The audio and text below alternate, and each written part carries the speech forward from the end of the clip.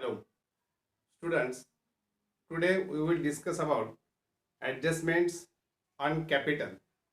If only capital balance are given, means capital account of A and capital account B are given in trial balance. When adjustments on capital account as follows.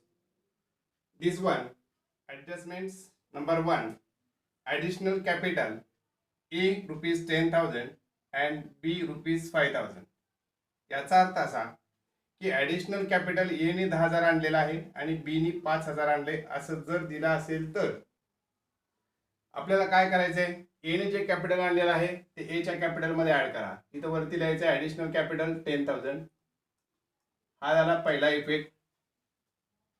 हेच 10,000 चा दुसरा effect cash account वरती करायचा आपल्याला. इथं additional capital ए 10,000 दोन effect झाले. त्यानंतर बी ने ॲडिशनल कॅपिटल आणलेला आहे 5,000. ऍड करा कॅपिटल मध्ये 5,000 आणि हेच 5,000 तुम्हाला ऍड करायचं आहे कॅश मध्ये. ॲडिशनल कॅपिटल बी. जर असं ॲडिशनल कॅपिटलची ऍडजस्टमेंट आली तरचा विषय आहे. शक्यतो 99% ऍडजस्टमेंट नसते, पण जर आलीच तर आपल्याला ती माहीत असायला पाहिजे की त्या पार्टनरच्या कॅपिटल मध्ये आपल्याला ऍड करता यायला पाहिजे आणि कॅश मध्ये ऍड करता यायला पाहिजे. त्यानंतर पुढची ऍडजस्टमेंट दिलेली आहे, goods withdrawn during the year A 2,000 and B 1,000. त्या वर्षामध्ये ए नी 2,000चं विथड्रॉल केलेलं आहे आणि बी न 1,000चं विथड्रॉल केलेलं आहे. आता इथं कुठेही तारीख दिलेली नाही, त्यामुळे आपण याचे दोन इफेक्ट पहिले करून घेऊया. एक पहिला परिणाम कॅपिटल मधून त्याच्या लेस व्हायला पाहिजे. इथं ड्रॉविंग दिलेला आहे. ड्रॉविंग्स मध्ये आपण इथं पुढे गुड्स म्हणूया. ए ने विथड्रॉल केलेला आहे 2,000 आणि बी ने विथड्रॉल केलेला आहे 1,000. बी च्या कॅपिटल मधून आपल्याला हे लेस करायचं आहे. इथे इन ब्रॅकेट मध्ये गुड्स असं आपण घेऊया. आता आपण इथं गुड्स असं दोन्ही ठिकाणी लिहिलेलं आहे. तिथं अगोदर ड्रॉविंग लिहिलं होतं वेळ वाचण्यासाठी, म्हणून आपण ते ड्रॉविंग्स लिहिलेलं आहे. याचा दुसरा इफेक्ट ट्रेडिंगच्या क्रेडिट साईडला बघा इथं दिसतोय तुम्हाला. ए चे 2,000 आणि बी चे 1,000 असं मिळून 3,000चं विथड्रॉल्स दिसतंय. त्याच्यानंतर पुढची ऍडजस्टमेंट आहे interest on capital in bracket opening balance असं म्हटलेलं आहे. म्हणजे फक्त ओपनिंग कॅपिटल वरती आपल्याला इंटरेस्ट कॅल्क्युलेट करायचं आहे. मग आपण काय केलं पाहिजे, तर ए चा ओपनिंग बॅलन्स बघा इथं वरती दिसतोय 40,000. याच्यावरती आपल्याला 5% इंटरेस्ट काढायचा आहे. 40,000वरती 5% जर इंटरेस्ट काढलं तर ती अमाऊंट असणार आहे 2,000.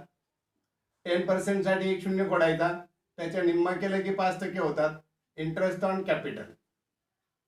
तसंच बीचं पण काढून घेऊया. इंटरेस्ट ऑन कॅपिटल 5% आहे. 30,000वरती 3,000 10% येईल. त्याच्या निम्मे केले की 1,500 येतील. 1,500 म्हणजे हे 2,000 आणि 1,500 इंटरेस्ट ऑन कॅपिटल आहे. त्याचा दुसरा इफेक्ट प्रॉफिट अँड लॉसच्या डेबिट साईडला इंटरेस्ट ऑन कॅपिटल ए ची अमाऊंट आहे 2,000 आणि बी ची आहे 1,500. असे एकूण 3,500 रुपये असायला पाहिजे.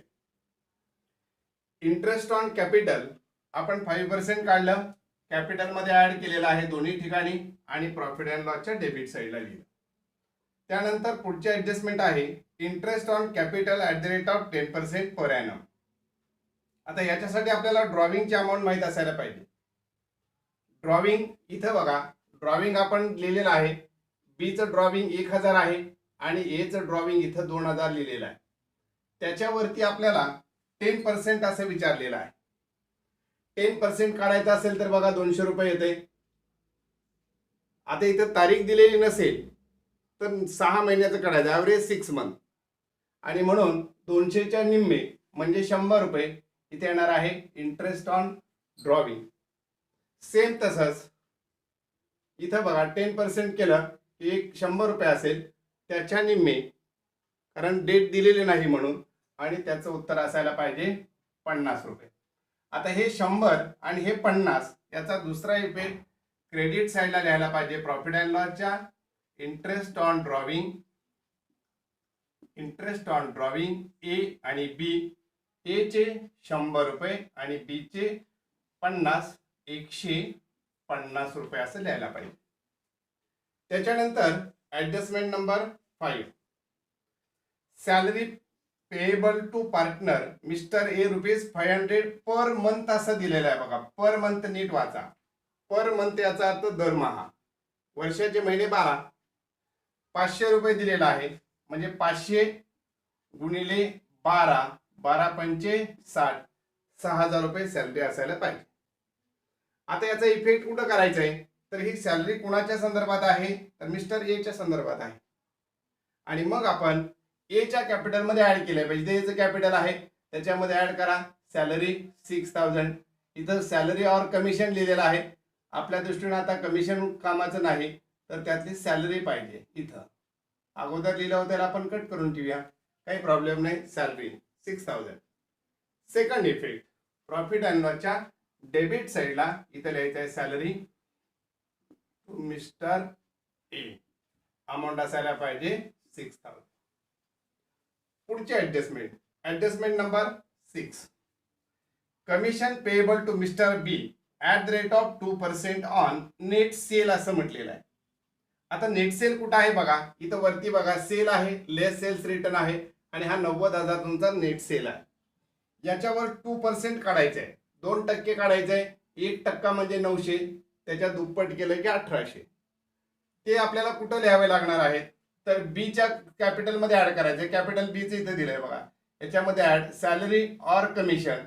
आता या एक्झाम्पल मध्ये त्याचं कमिशन आलेलं आहे. इथं लिहायचं आपल्याला 1800 आणि दुसरा परिणाम इथं लिहायचा आहे कमिशन मिस्टर बी ₹1800. बरोबर. म्हणजे आपण काय केलेलं आहे तर कमिशन त्याच्या कॅपिटल मध्ये आपण ऍड केलेलं आहे आणि प्रॉफिट अँड लॉसच्या डेबिट साईडला लिहिलेलं आहे. ओके. आता या पद्धतीने आपल्याला ह्या ऍडजस्टमेंट्स पूर्ण करायच्या होत्या, त्या आपण पूर्ण केलेल्या आहेत. परत एकदा बघा. ऍडिशनल कॅपिटल इथं लिहिलेलं आहे, कॅपिटल मध्ये ऍड केलं, कॅश मध्ये ऍड केलं. नंतर बी चं होतं इथे ऍड केलेले आहेत कॅपिटल मध्ये. इथे ऍड केले, सॉरी कुठे ऍड केले, इथे ऍड केले आणि इकडे ऍड केलेलं आहे. त्याच्या पुढे गुड्स ड्युरिंग द इयर आहे, दोघांच्या कॅपिटल मधून लेस केलेला आहे.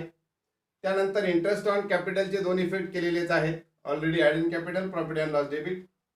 सॅलरी पार्टनरच्या सॅलरीमध्ये ऍड केलेला आहे, याच्या इकडे डेबिट साईडला केलेला आहे. आणि कमिशन बी च्या कॅपिटल मध्ये ऍड केलेला आहे आणि इकडं प्रॉफिट अँड लॉसच्या डेबिट साईडला केलेला आहे. इकडे बघा. आता ट्रेडिंग अकाउंट क्लोज केलेला आहे. त्याप्रमाणे इथं ग्रॉस प्रॉफिट आलाय 30,000. हा ग्रॉस प्रॉफिट इकडे ट्रान्सफर झालाय. या बाजूची बेरीज करा, 30,150 आलेली.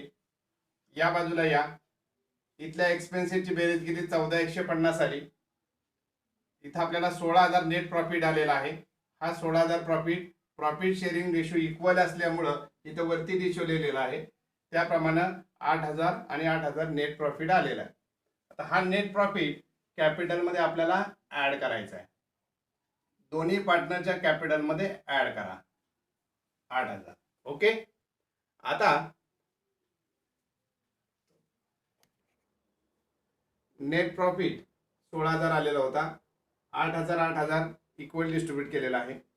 तो इथे कॅपिटल मध्ये आपण ऍड केला दोन्ही ठिकाणी बघा. 8,000 दोघांच्या कॅपिटल मध्ये केल्यानंतर काय करायचं आहे, या पहिल्याची बेरीज करा, 66,000 येते. त्याच्यातून 2100 रुपये वजा करा, हे उत्तर तुमचं बाहेर येणार आहे. त्याच्यानंतर बी पार्टनर आहे, इथपर्यंतची बेरीज करा. ती बेरीज केल्यानंतर 1,050 त्यातून वजा करा, बाहेर उत्तर येणार आहे 55,250. आपण आतापर्यंत जो प्रॉब्लेम सॉल्व्ह केला तो फ्लक्च्युएटिंग कॅपिटल मेथडचा होता. म्हणजे काय तर आपण जेवढ्या काही ऍडजस्टमेंट आहेत ते सगळ्या या कॅपिटलवरती केलेल्या आहेत. ए आणि बी चं कॅपिटलमध्ये ऍडजस्टमेंट केल्यामुळं त्यांचा बॅलन्स आता फ्लक्च्युएट झालेला आहे. इथं बघा ओपनिंग 40 होता, क्लोजिंग 63,900 झालेला आहे. याचा कॅपिटल 30 होता, इथे 55,250 झालेला आहे. म्हणजे कॅपिटल फ्लक्च्युएट होते, त्यांचं कॅपिटलमध्ये चेंजेस होत आहेत, बदल होत आहेत. आता हाच प्रॉब्लेम जर तुम्हाला फिक्स मेथडवर आला तर कसं सॉल्व्ह करणार आहात? अतिशय सोपं काम आहे. इकडे लक्ष द्या फक्त. काय करायचं आहे, ट्रायल बॅलन्स देताना तुम्हाला असं कॅपिटल ए आणि बी दिलेला असेल आणि त्याच्यानंतर करंट अकाउंट ए आणि बी दिला असेल.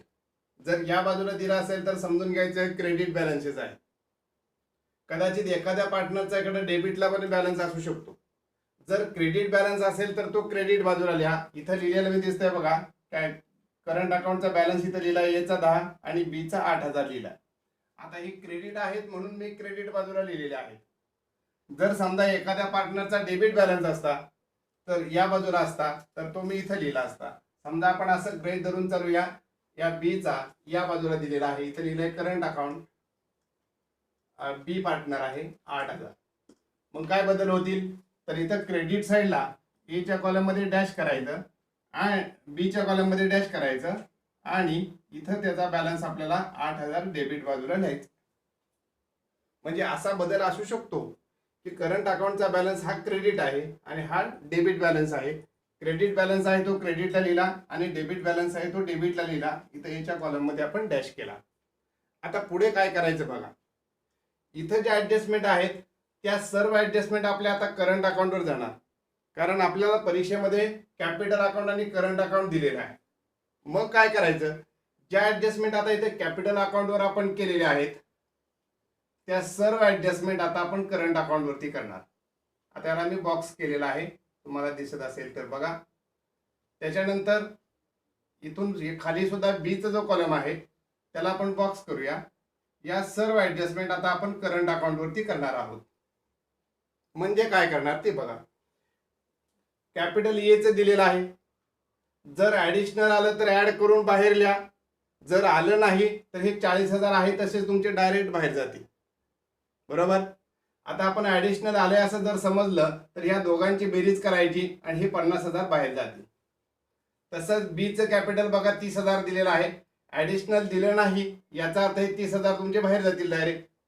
आणि जर ऍडिशनलची ऍडजस्टमेंट आली तर हे ऍड करून बाहेर जातील. म्हणजे इथं तुमचं उत्तर असायला पाहिजे एकूण 35,000. मग हे तुमचं इथे येणार नाही आता. बरोबर. आता काय करायचंय बघा, अगदी सोपी पद्धत आहे, काय अवघड नाही. आता या ठिकाणी जे आपण ऍड केलेलं आहे इंटरेस्ट ऑन कॅपिटल, सॅलरी आणि नेट प्रॉफिट ऍड केलेला आहे. प्लस म्हणजे क्रेडिट, जे तुम्ही इथे ऍड केलेलं आहे ते तुम्हाला इथे क्रेडिट बाजूला लिहायचंय म्हणून आपण इथं प्लस करूया. आता बघा, एचं कॅपिटल इंटरेस्ट आहे, क्रेडिटला जाणार आहे. इथं बाहेर आणायचं आहे इंटरेस्ट ऑन कॅपिटल. एच्या कॉलम मध्ये रक्कम लिहायची आपल्याला 2,000 लिहिली. अगोदर एचं पूर्ण करू नंतर बीचं करूया, काही प्रॉब्लेम नाही. सॅलरी इथं म्हणायचं आहे बाय सॅलरी, अमाऊंट आहे 6,000. ओके. नेट प्रॉफिट आलेला आहे, नेट प्रॉफिट आपल्याला इथं लिहायचं आहे. नेट प्रॉफिट एची अमाऊंट आहे 8,000. ओके. ड्रॉविंग आहे बघा इथं, ड्रॉविंग लेस, आता इथं मायनस म्हटलेलं आहे म्हणजे डेबिट बाजूला मायनसला आपल्याला इथे यायचं आहे. इथं म्हणा टू ड्रॉविंग किंवा गुड्स विड्रॉन. एच्या कॉलम मध्ये 2,000. इंटरेस्ट ऑन ड्रॉविंग आहे, interest on drawing, interest on drawing 100 रुपये. आणि नेट लॉस आलेलाच नाही, प्रॉफिट आला होता. आता आपण बघा हे सगळे लिहिले. याच पद्धतीने आपण बीचं सुद्धा सायमल्टेनियसली लिहू शकलो असतो, काही अडचण नाही. त्या पद्धतीने बघूया. इथं बघा इंटरेस्ट ऑन कॅपिटल आहे 1,500. आता डबल लिहायची गरज नाही, इथं मला इंटरेस्ट ऑन कॅपिटल 1,500. इथं कमिशन आहे, या पार्टनरला सॅलरी होती त्यामुळे इथं डॅश करून टाका. याचं कमिशन आहे, इथे एक ओळ जागा सोडायला पाहिजे होती, मी इथं बाय म्हणायला पाहिजे. कमिशन, कमिशन अमाऊंट आहे त्याची 1,800 कमिशन झालं. नेट प्रॉफिट आहे प्लस, नेट प्रॉफिट 8,000. ओके. त्यानंतर ड्रॉविंग आहे, ड्रॉविंग बघा इथं ऑलरेडी लिहिलेलं आहे, त्याच्यामध्ये इथं 1,000 लिहायला पाहिजे. आणि इंटरेस्ट ऑन ड्रॉविंग आहे 550 रुपये, इथं 50 रुपये लिहायला पाहिजे. आता लॉस इथंही नाही. हा शॉर्टकट सांगण्याचा हेतू असा की आपला डबल वेळ गेला असता, तो वाचवण्यासाठी मी हा केलेला एक प्रयत्न आहे. जर आपण इंटरेस्ट ऑन कॅपिटल इथं लिहित असेल, जेव्हा आपण ऍडजस्टमेंट करणार ते आता बरोबर आहेत का बघूया. ही ऍडजस्टमेंट आपण कॅपिटलमध्ये ऍड केली दोन्हीच्या दोन्ही ठिकाणी, एक विषय संपला. ड्रॉविंग बघा 2000 आणि 100, तेव्हा काय 2100 इथं लिहिलंय. ड्रॉविंग बघा बरोबर इथं दोघांचं लेस झालेलं असेल. त्याला second effect. Interest on capital, interest capital वरतीच काढलेला आहे. इंटरेस्ट ऑन कॅपिटल 2000 बघा इथं बरोबर काढलेलं होतं. फक्त आता आपण कॅपिटल मध्ये न लिहिता ते करंट अकाउंटच्या क्रेडिट साईडला लिहिलं, एवढाच फरक आहे. त्यानंतर इंटरेस्ट ऑन ड्रॉविंग आहे. ड्रॉविंग वरती इंटरेस्ट काढलं. आपण अगोदर कॅपिटल मध्ये लेस केलेलं होतं, आता आपण ते करंट अकाउंटच्या डेबिट बाजूला लिहिलेलं आहे. हा त्यातला फरक आहे. Salary payable to partner, effect पहिले सेमच आहे. इथं बघा करंट प्रॉफिट अँड लॉसच्या डेबिटला लिहिलेलं आहे आणि करंट अकाउंटच्या क्रेडिट साईडला लिहिलेलं. कमिशन सुद्धा बरोबर तसंच केलेलं आहे. प्रॉफिट अँड लॉसच्या डेबिटला लिहिलेलं आहे आणि करंट अकाउंटच्या क्रेडिट साईडला लिहिलेलं आहे. आणि त्याच्यानंतर काय केलं आपण, ट्रेडिंग अकाउंट क्लोज केलं, नंतर profit and loss account close केलं. जो नेट प्रॉफिट आलेला आहे हा नेट प्रॉफिट करंट अकाउंटच्या क्रेडिट साईडला लिहिला.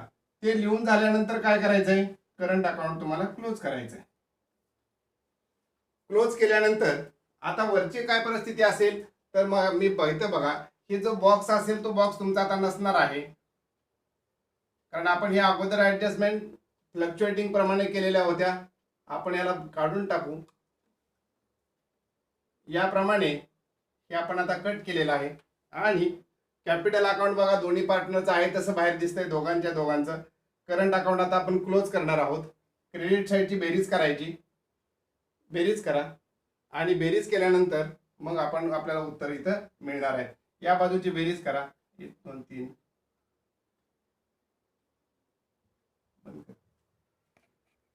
त्यानंतर काय करायचंय, एच्या कॅपिटलची करंटची बेरीज करा, 26,000 आली. इथं 26 घ्या, इथं 2100 रुपये आलेला आहे. बॅलन्सिंग फिगर आलेली आहे 23,900. नंतर बीच्या करंटची बेरीज करा, 10,300 आहे. या बाजूला या 9,050 आलेली आहे. याचं उत्तर आलं 1,250. आता हे दोन्ही बॅलन्स जे आलेले आहेत हे क्रेडिट बॅलन्स आलेले आहेत. बऱ्याच वेळा हात कन्फ्युजन असतं क्रेडिट का डेबिट. जर यात क्रेडिट बाजूची बेरीज जास्त असेल तर हा क्रेडिट बॅलन्स असतो. म्हणून इथं आपल्याला लायबिलिटी बाजूला लिहायचं आहे करंट अकाउंट. ए आणि बी, ए ची रक्कम आहे 23,900 आणि बी ची रक्कम आहे 1,250. कदाचित आता ही दोघांची बेरीज बरोबर क्रेडिट साईड जास्त आली म्हणून इथं दिसते तुम्हाला. पण जर समजा एखाद्या पार्टनरची डेबिटची बेरीज जास्त आली तर मग तो बॅलन्स तुम्ही इथं लिहिणार आहात बाय बॅलन्स, आणि तो येणारा बॅलन्स तुम्हाला इथं वरती असेट बाजूला लिहायचा असतो, लक्षात ठेवा. म्हणजेच करंट अकाउंटच्या डेबिट साईडची जर बेरीज जास्त आली तर तो येणारा बॅलन्स तुमचा इथं बॅलन्स येणार आहे, म्हणजे या बाजूला तो बॅलन्स तुमचा इथं असेट साईडला यायला पाहिजे. हे विद्यार्थ्यांनी लक्षात ठेवायचं. आपण थांबूया. थँक्यू.